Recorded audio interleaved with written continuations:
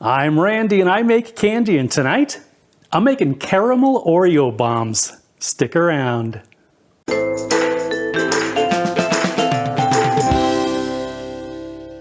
Greetings my confectionery compadres, and welcome to Randy Makes Candy, where I help you make tasty treats that people love to eat. If you love the great taste of Oreo cookies and the great taste of caramel, you should try the salted caramel Oreos that Nabisco came out with. Of course, you'll have to discover time travel first, because these were a limited edition that came out a few years ago and are now unavailable. Or you can stick around and find out how to bring those flavors together in your own tasty treat.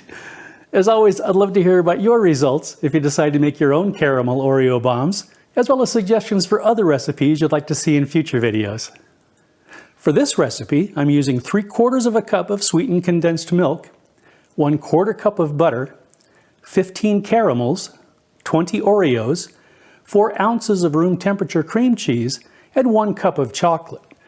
I'm also using a cutting board, some parchment paper, a couple of bowls, a spatula, and a couple of precision dipping tools. Okay, let's make some candy. In a saucepan over medium heat, add the sweetened condensed milk and butter. Stir until the butter is melted. Then add the caramels and turn the heat to medium-low.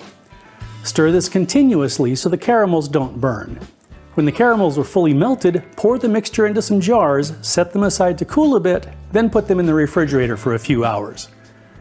Take a small amount of caramel filling, roll it into a ball, and place it on a lined cutting board.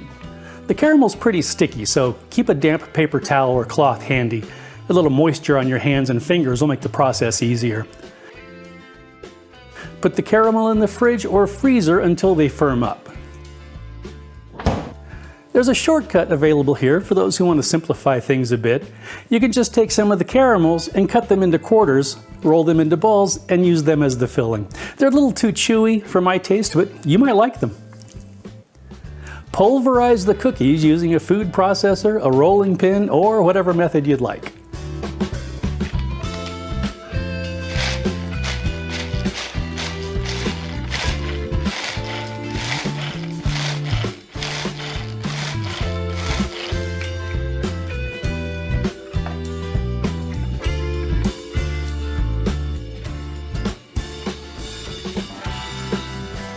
Set some of the cookie crumbs aside to use as a topping and mix the rest with the cream cheese.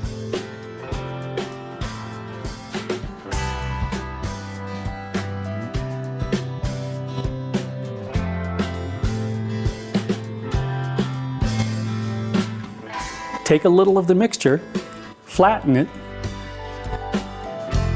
and put a caramel ball in the center. Fold the mixture around the caramel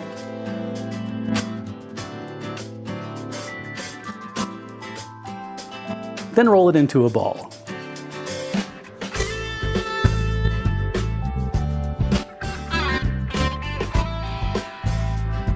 Continue until all of the caramel is ensconced in a tasty blanket of chocolatey goodness. Melt or temper your chocolate, then dip a ball into the chocolate. Let the excess drain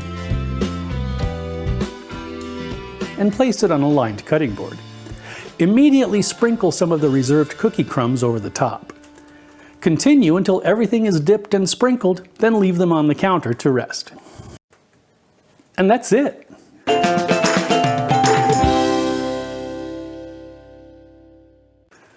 Okay, let's have a taste. Slanchiva.